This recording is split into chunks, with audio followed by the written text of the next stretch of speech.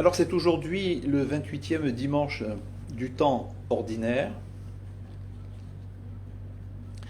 et le texte de ma prédication porte sur l'évangile selon Matthieu au chapitre 22, les versets 1 à 14, la fameuse parabole des noces.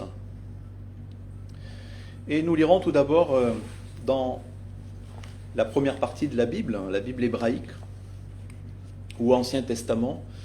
Alors c'est dans le livre du prophète Ésaïe au chapitre 25, versets 6 à 10.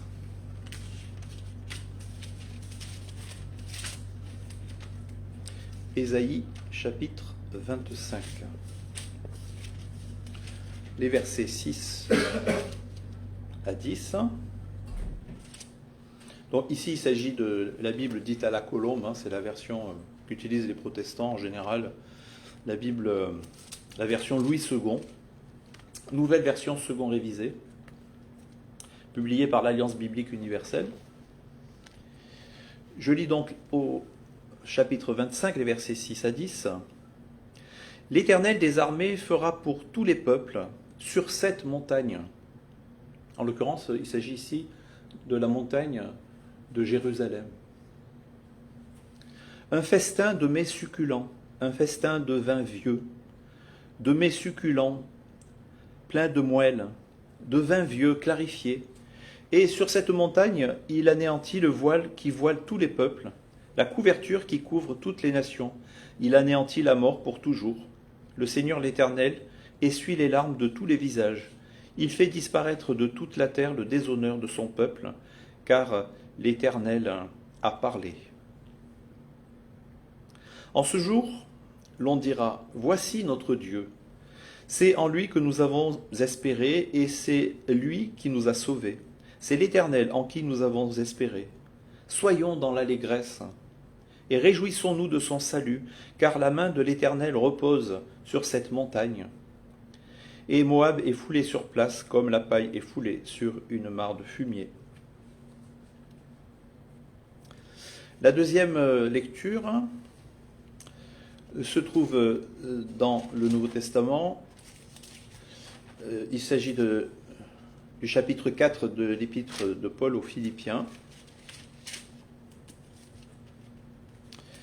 au verset 12 jusqu'au verset 14, et puis les versets 19 et 20. Donc Philippiens,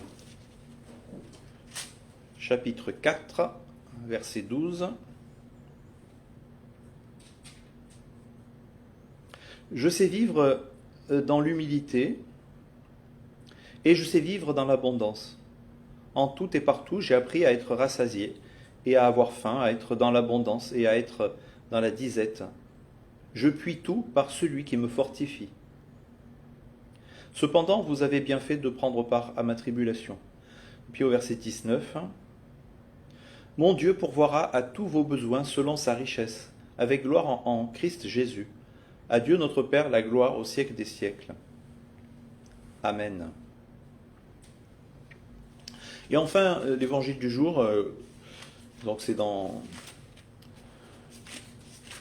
l'évangile selon Matthieu, ou l'évangile de Matthieu, pour être plus précis, au chapitre 22, après donc la parabole des vignerons, la parabole des noces, et nous lisons les versets 1 à 14. Jésus leur parla de nouveau en parabole, et il dit, « Le royaume des cieux est semblable à un roi qui fit des noces pour son fils. Il envoya ses serviteurs pour appeler ceux qui étaient invités aux noces, mais ils ne voulurent pas venir. Il envoya encore d'autres serviteurs en disant, « Dites aux invités, j'ai préparé mon festin. Mes bœufs et mes bêtes grasses sont tués. Tout est prêt, venez aux noces. » Mais négligeant l'invitation, ils s'en allèrent, celui-ci à son champ, celui-là à son commerce. Et les autres se saisirent des serviteurs, les outragèrent et les tuèrent. Le roi fut irrité, il envoya son armée, fit périr ses meurtriers et brûla leur ville. Alors il dit à ses serviteurs, « Les noces sont prêtes, mais les invités n'en étaient pas dignes. Allez donc au carrefour et invitez aux noces tous ceux que vous trouverez. Ses serviteurs s'en allèrent par les chemins, rassemblèrent tous ceux qu'ils trouvèrent, méchants et bons, et la salle des noces fut remplie de convives. Le roi entra pour voir les convives, et il aperçut là un homme qui n'avait pas revêtu un habit de noces. Il lui dit, « Mon ami, comment es-tu entré ici sans avoir un habit de noces ?» Cet homme resta la bouche fermée. Alors le roi dit aux serviteurs, « Liez-lui les pieds et les mains, et jetez-le dans les ténèbres du dehors, où il y aura des pleurs et des grincements de dents. Car il y a beaucoup d'appelés, mais peu d'élus. »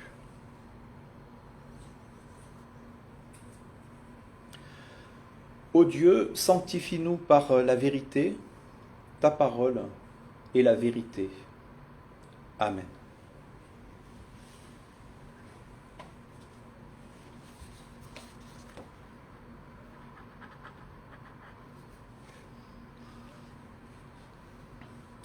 Jésus leur parla de nouveau en parabole et il dit. Il faut tout d'abord dire quelques mots sur ce mot « leur ». Jésus leur parla de nouveau en parabole. Il faut se rappeler que nous sommes ici à la veille de la Passion.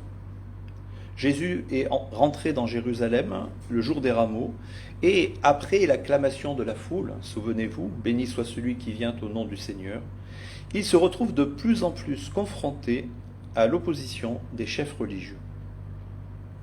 Ainsi, nous lisons au chapitre 21 et au verset 45, donc c'est le verset qui précède le texte que nous avons lu.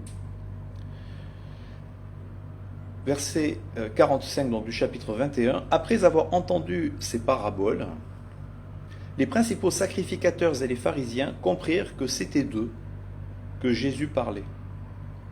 Verset 46. Mais tout en cherchant à se saisir de lui, ils craignaient les foules parce qu'elles le tenaient pour un prophète. Jésus s'adresse donc ici, dans cette énième parabole, aux chefs religieux de l'époque, les prêtres, à travers les principaux sacrificateurs, les sadducéens et les pharisiens. Et il le fait tandis que la tension monte avec ces derniers, une tension qui se fait de plus en plus vive, une tension qui monte crescendo. Il est vrai que Jésus a un parler franc avec eux. Il ne mâche pas ses mots. La situation est beaucoup trop grave. Rappelez-vous de l'épisode des marchands du temple où l'on voit Jésus joindre d'ailleurs le geste à la parole en chassant les vendeurs à coups de fouet. Matthieu 21, verset 12 et suivant, Jésus entra dans le temple, il chassa tous ceux qui vendaient et qui achetaient dans le temple, il renversa les tables des changeurs et les sièges des vendeurs de pigeons, et il leur dit, il est écrit, ma maison sera appelée une maison de prière. Mais vous, vous en faites une caverne de voleurs.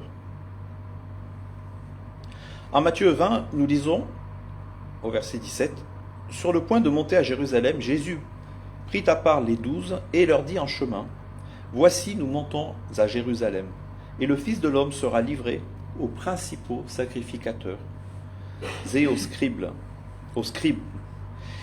Ils le condamneront à mort et le livreront aux païens, pour qu'ils se moquent de lui, le flagellent et le crucifient.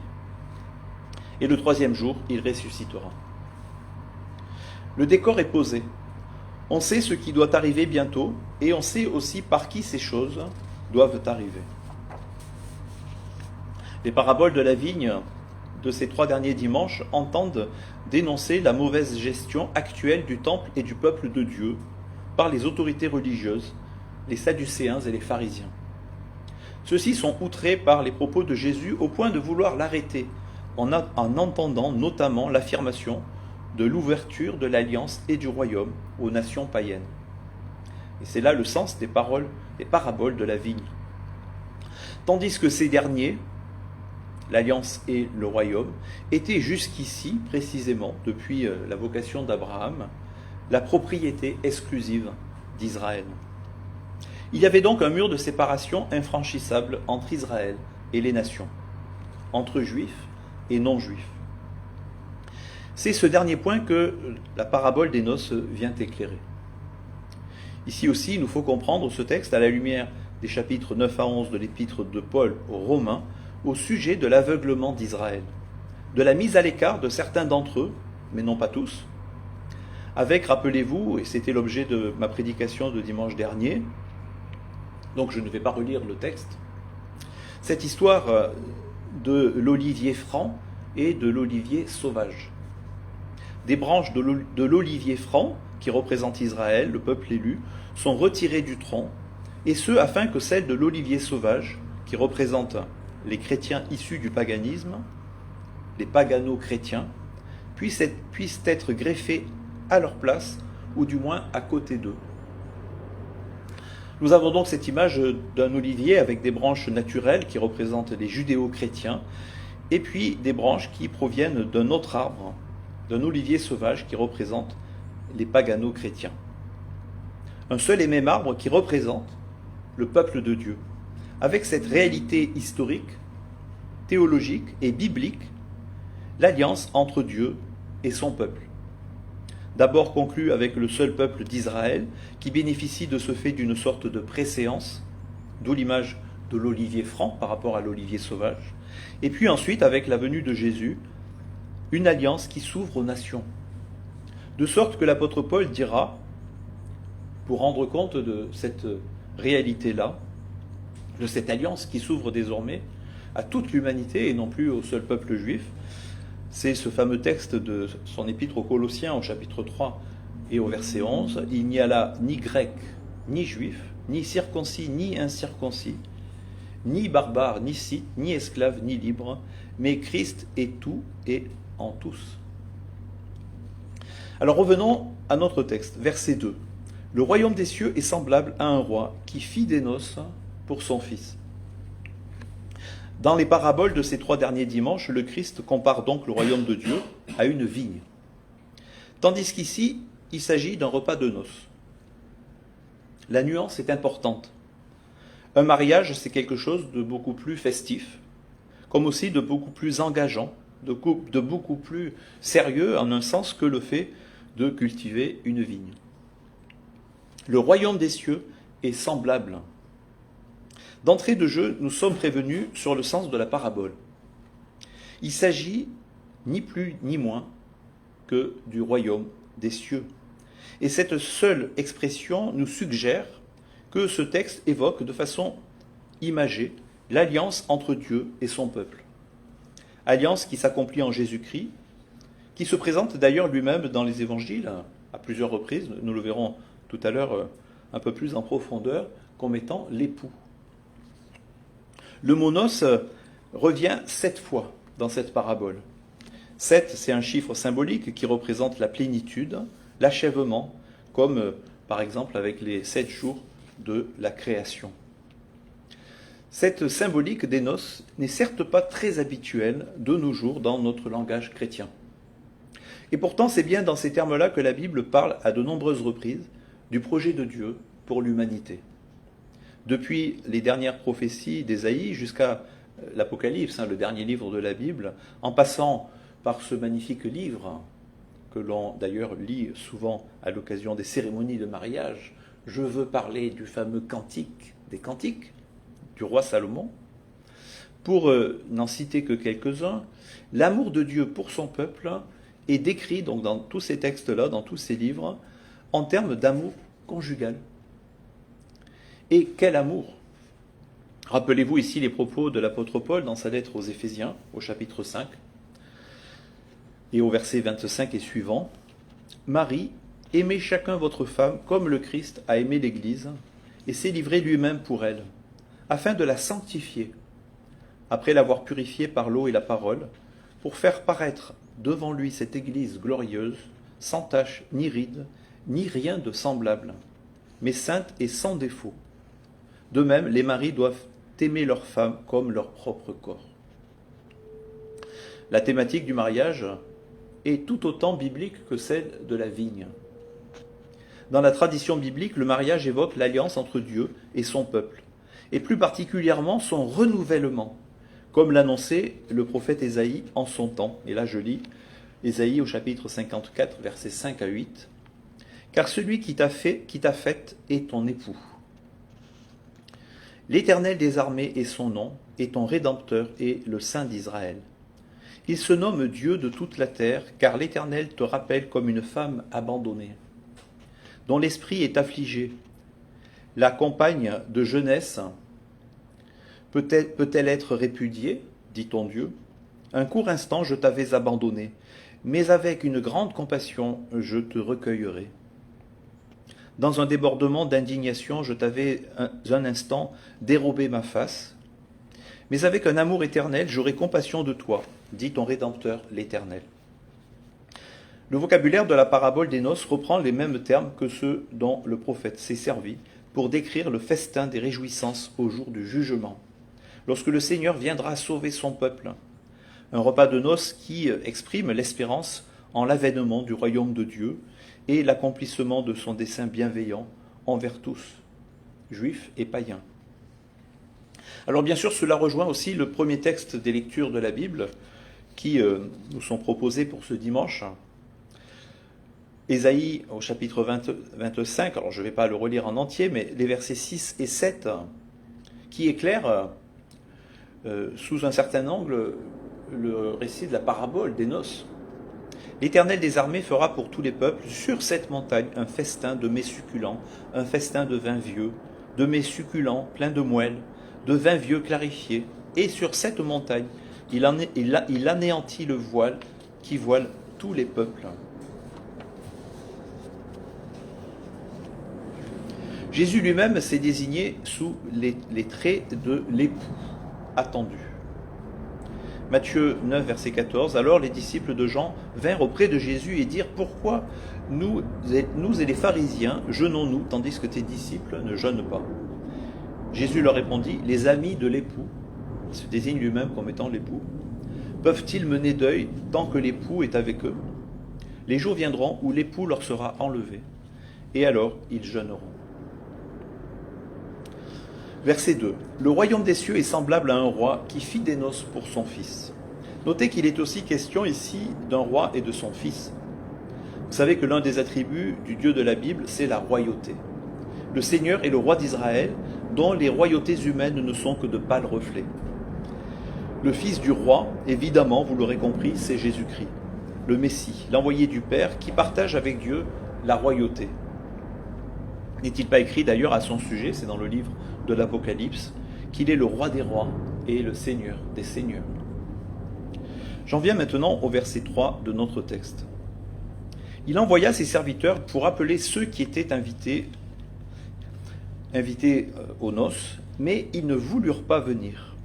Verset 4, il envoya encore d'autres serviteurs en disant: dites aux invités, j'ai préparé mon festin, mes bœufs et mes bêtes grasses sont tués, tout est prêt, venez aux noces. Le scénario ressemble à la parabole précédente des vignerons homicides. Un maître envoie ses serviteurs en mission et ces derniers sont maltraités et tués par ceux à qui ils étaient envoyés. Ici, la noce du Fils prend une tournure dramatique et, à certains égards, incompréhensible. L'attitude des invités est méprisante, voire insultante à l'égard du roi et surtout de son fils. Leur refus constitue un refus de participer à l'alliance à laquelle le peuple d'Israël est appelé de façon prioritaire et privilégiée, conformément aux promesses faites au Père, à Abraham et à sa descendance. Je lis au verset 5, « Mais négligeant l'invitation, ils s'en allèrent. Celui-ci à son champ, celui-là à son commerce, et les autres se saisirent des serviteurs, les outragèrent et les tuèrent. » Derrière ceux qui refusent l'invitation au festin, on peut deviner, en ce contexte précis, le chant des pharisiens, comme nous allons le voir, le commerce des sadducéens et les persécutions des hérodiens. Alors, Matthieu 12, versets 1 et 2, « En ce temps-là, Jésus traversa des champs de blé, un jour de sabbat. Ses disciples qui avaient faim se mirent à arracher des épis et à en manger. Les pharisiens, voyant cela, lui dirent: « Voici que tes disciples font ce qui n'est pas permis de faire pendant le sabbat. » Donc voilà pour une allusion au chant des pharisiens. Matthieu 21, versets 12 et 13, Jésus entra dans le temple, il chassa tous ceux qui vendaient et qui achetaient dans le temple. Donc, j'ai déjà lu ce texte, je n'y reviens pas. Voilà pour le temple des Sadducéens. Et puis, en Matthieu 14, les versets 1 à 3, rappelez-vous ce qui est dit au sujet du roi Hérode, qui était donc juif. En ce temps-là, Hérode, le tétrarque, entendit parler de Jésus et dit à ses serviteurs, c'est Jean-Baptiste. Il est ressuscité des morts, et c'est pour cela qu'il a le pouvoir de faire des miracles. Car Hérode s'était saisi de Jean, l'avait enchaîné et mis en prison, à cause d'Hérodiade, femme de Philippe son frère. Voilà donc pour les persécutions des Hérodiens, et comment ne pas penser donc à ces textes que je viens de vous lire, quand on lit le verset 5, de ceux qui négligent l'invitation, qui s'en allèrent, celui-ci à son champ, celui-là à son commerce, et les autres se saisirent des serviteurs, les outragèrent et les tuèrent. Allusion donc aux pharisiens, aux sadducéens et aux hérodiens. Quoi qu'il en soit, la parabole souligne surtout l'obstination des premiers invités qui ne répondent pas à l'appel. En effet, dans la Bible hébraïque, dans l'Ancien Testament, il était clair que l'annonce et l'accomplissement du salut universel de l'humanité passait par Israël. Le peuple élu était en mission pour toute l'humanité. Et c'est dans ce sens-là qu'on a d'ailleurs compris la promesse de Dieu à Abraham. Vous savez qu'il y a une triple promesse à Abraham. Il y a une terre, il y a une grande descendance. Et puis, la troisième promesse qui nous concerne, c'est au verset 3 du chapitre 12 du livre de la Genèse. En toi seront bénies toutes les familles de la terre. Je pense que c'est aussi comme cela qu'il nous faut comprendre cette parole de Jésus quand il dit que le salut vient des Juifs. Pour reprendre la comparaison de la noce, on dira que les Juifs étaient les premiers invités. Et le Maître comptait sur eux pour élargir ensuite l'invitation et faire entrer derrière eux toute l'humanité. Mais on connaît la suite, la majorité des Juifs a hélas refusé de reconnaître en Jésus le Messie. Dans la parabole, ils sont représentés par ces invités qui refusent de venir à la noce et vont jusqu'à maltraiter les serviteurs qui venaient les chercher. Alors que va-t-il se passer ? Dans la parabole, les serviteurs remplissent la salle de convives, invités à la dernière minute. Dans la lettre aux Romains, Paul commente en disant que ce refus d'Israël non seulement ne va pas faire obstacle à la noce, mais va même favoriser l'entrée de tous les peuples dans la salle du festin. Les premiers invités ayant décliné l'invitation, ce sont d'autres qui sont entrés. Historiquement, c'est ce qui s'est passé. Dans les Actes des Apôtres, on voit se répéter plusieurs fois le même scénario. À chaque fois qu'il aborde une nouvelle ville, l'apôtre Paul se rend d'abord à la synagogue et commence par annoncer aux Juifs que Jésus est le Messie attendu. Certains le croient et deviennent chrétiens, mais quand le succès de Paul commence à sortir des limites de la synagogue et que les païens deviennent chrétiens à leur tour, ceux des Juifs qui ne se sont pas laissés convaincre prennent peur et chassent Paul. C'est exactement ce qui s'est passé, par exemple, à Antioche de Pisidie.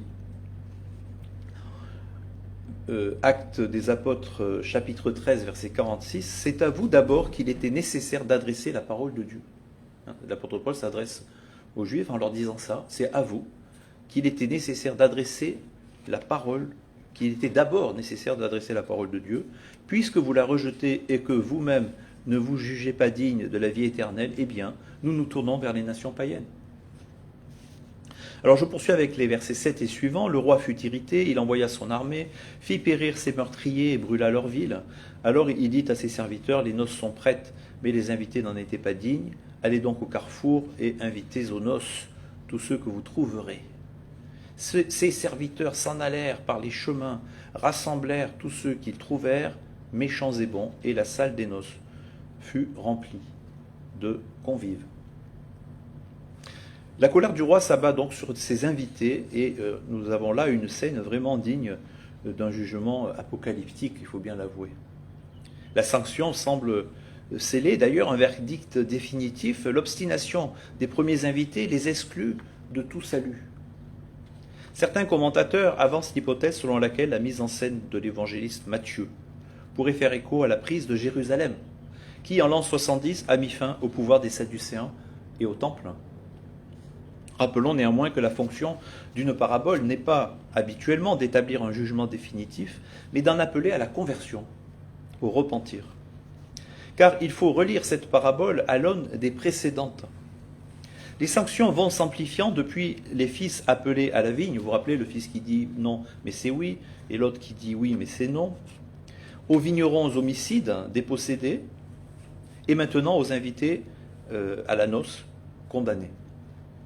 Mais ce crescendo ne doit pas faire oublier la permanence de l'envoi et de l'appel. Il souligne la fidélité de Dieu et la volonté de salut pour son peuple, en dépit des oppositions. La noce aura lieu. L'appel se poursuit à la croisée des chemins, symbole d'une mission qui, sans renier les fils d'Israël, et c'est important de le dire, s'ouvre aux nations. Verset 10, ses serviteurs s'en allèrent par les chemins, rassemblèrent tous ceux qu'ils trouvèrent, méchants et bons, et la salle des noces fut remplie de convives. Le point important ici, me semble-t-il, c'est que tous sont invités. Les mauvais comme les bons, précise le texte. Intéressant ça, les mauvais comme les bons. L'accès à la noce royale ne dépend désormais ni d'une appartenance au premier cercle, celui de l'olivier franc, le peuple d'Israël, ni même au fait d'être une personne de bonne moralité, une bonne personne comme on dit. D'ailleurs, Jésus a dit qu'il n'était pas venu pour les justes, mais pour les pécheurs, non pas pour les bien portants, mais pour les malades. Et que les publicains et les prostituées, à ce titre-là, nous devancerons dans le royaume des cieux. C'est ce qu'il dit aux pharisiens dans la parabole des vignerons homicides. Ça, c'était le texte de dimanche dernier.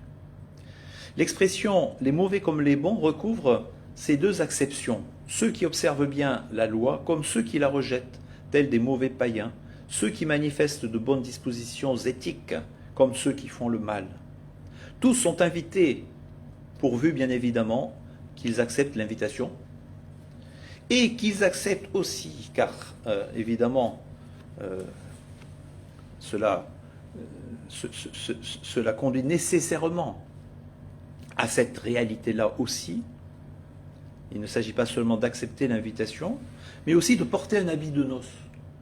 Et vous verrez que ça a son importance dans notre texte. Autrement dit, qu'ils acceptent de revêtir Christ, comme nous le verrons plus loin. Le critère de jugement est ainsi uniquement la réponse positive à cet appel à participer gratuitement, car le salut est par grâce, aux noces de l'époux. Et la salle est remplie de ces inconnus d'hier. La noce semble même plus réussie au regard du nombre d'invités. Et j'en viens maintenant au verset 11, car on se rapproche de la conclusion, bien évidemment, verset 11. Le roi entra pour voir les convives, et il aperçut là un homme qui n'avait pas revêtu un habit de noces.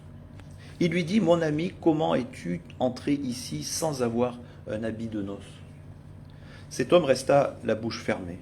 Alors le roi dit au serviteur « Liez-lui les pieds et les mains, et jetez-le dans les ténèbres du dehors, où il y aura des pleurs et des grincements de dents.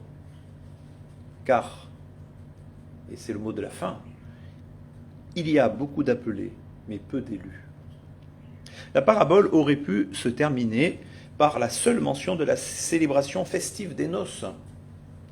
Mais un dernier élément vient perturber la fête du roi. Sa colère peut d'ailleurs, au premier regard, paraître démesurée quant aux reproches et à la sanction. Il faut bien le noter, et elle est d'ailleurs tout aussi violente, voire pire que pour les premiers invités, cette sanction.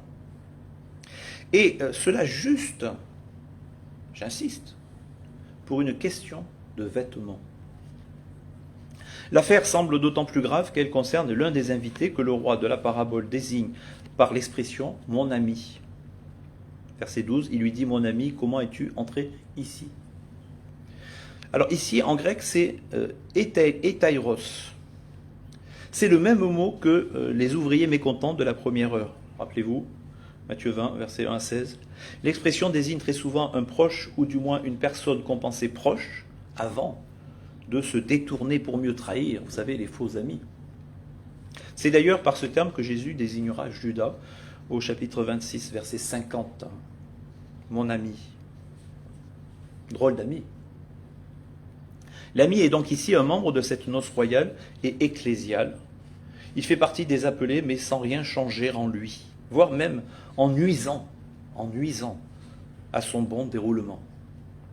Le Christ souligne ainsi combien la participation à la noce demande une vraie repentance, une conversion véritable pour le royaume, puisqu'il s'agit de tout quitter pour suivre le Christ.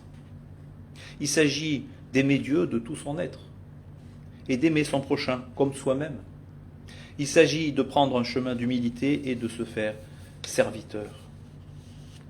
Revêtir le vêtement des noces suppose ainsi un changement radical de vie, une métamorphose, pour reprendre l'expression de l'apôtre Paul en Romains 12, verset 2, « Ne vous conformez pas au monde présent, mais soyez transformés », et on peut traduire ici aussi métamorphosés, par le renouvellement de l'intelligence, afin que vous discerniez quelle est la volonté de Dieu, ce qui est bon, agréable et parfait. Alors je pense aussi à 2 Corinthiens 5, verset 17, « Si quelqu'un est en Christ, il est une nouvelle créature, les choses anciennes sont passées, voici toutes choses sont devenues nouvelles. » Ou encore Éphésiens 4, verset 20, « Mais vous, ce n'est pas ainsi que vous avez appris à connaître le Christ. Si du moins vous avez entendu parler de lui, et si vous avez été instruits en lui, conformément à la vérité qui est en Jésus. C'est-à-dire, vous dépouillez, à cause de votre conduite passée, de la vieille nature qui se corrompt par les convoitises trompeuses, être renouvelé par l'esprit dans votre intelligence, et verset 24, c'est là le point important, et revêtir, vous voyez la robe en question ici, revêtir l'habit de noces, revêtir la nature nouvelle, créée selon Dieu, dans une justice et une sainteté que produit la vérité. Verset 12, il lui dit, « Mon ami, comment es-tu entré ici sans avoir un habit de noces ?» Cet homme resta bouche fermée. Imaginez la multitude qui entre dans la salle du festin des noces. Bons ou mauvais, tous ont été invités, tous ont accepté et ont revêtu la robe de fête. Ils ont su accepter l'invitation imprévue et s'y sont préparés. Un seul n'a pas jugé utile de le faire. Il n'a pas su apprécier la chance de cette proposition inespérée et l'accueillir avec gratitude. À la question « Comment es-tu entré ici ?» sans avoir le vêtement de noces, il aurait suffi d'un mot, un mot d'excuse ou de regret. Mais le texte dit, et cela a son importance, qu'il garda le silence, qu'il resta la bouche fermée. Ne pas se préparer pour un banquet, c'est s'en moquer et mépriser celui qui nous invite. Au fond, tout comme les premiers invités, il a péché par indifférence ou par suffisance. Il a certes répondu à l'invitation, mais sans trop y croire, avec détachement. On peut même penser qu'il pouvait tout aussi bien se demander ce qu'il faisait là, au milieu des invités, que sa place était sans doute ailleurs, en réalité, que peut-être même regrettait-il d'avoir accepté l'invitation. Ainsi en est-il des faux chrétiens. Tout repose sur l'apparence, mais ils n'ont pas une foi sincère. Ils ne sont ici dans la communauté de l'Église que par accident, parce que leur préoccupation en réalité est ailleurs, leur Dieu est ailleurs, leur priorité est ailleurs. Et ça, c'est une réalité que nous connaissons encore aujourd'hui, dans nos communautés. Ainsi, la parabole ne peut se à une accusation contre les responsables juifs, elle est aussi une mise en garde pour tous, y compris au sein de nos communautés chrétiennes.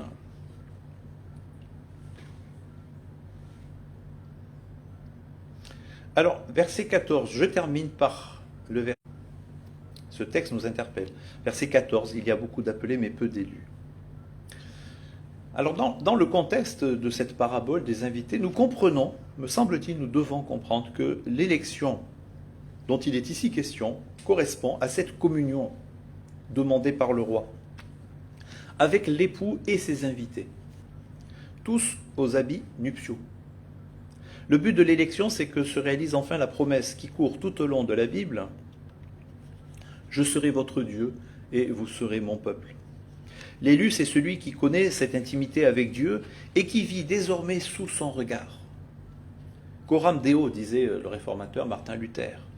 L'homme devant Dieu, sous le regard de Dieu. Le chrétien, c'est l'homme devant Dieu. C'est ça qui le définit en premier chef. Coram Deo. Êtes-vous, mes frères, de cela? Qu'il me soit permis de terminer en citant ici Jean Calvin dans son commentaire sur ce verset. Il y a beaucoup d'appelés, mais peu d'élus. Voici ce qu'il dit, et je vous laisse ce texte-là à votre méditation pour conclure cette prédication. L'objet de la parabole est souligné par la conclusion. Que peu sont choisis, bien que beaucoup soient appelés. D'où nous déduisons que nous ne devons pas tenter une explication ingénieuse de chaque mot. Mais précédemment, Christ n'a pas menacé que la plus grande partie des invités au repas de noces et qui ont accepté cette invitation soient jetés dehors. Mais n'a mentionné qu'un seul homme. Un seul a été jeté dehors. Pourtant, il y a beaucoup d'appelés, mais peu d'élus. Mais un seul est jeté dehors. Et maintenant, nous apprenons de lui que sur un grand nombre, peu seront retenus. Et certes, si de nos jours, un nombre d'hommes plus important est rassemblé dans l'Église par l'Évangile que ce qui était autrefois recueilli par la loi, ce n'est qu'une petite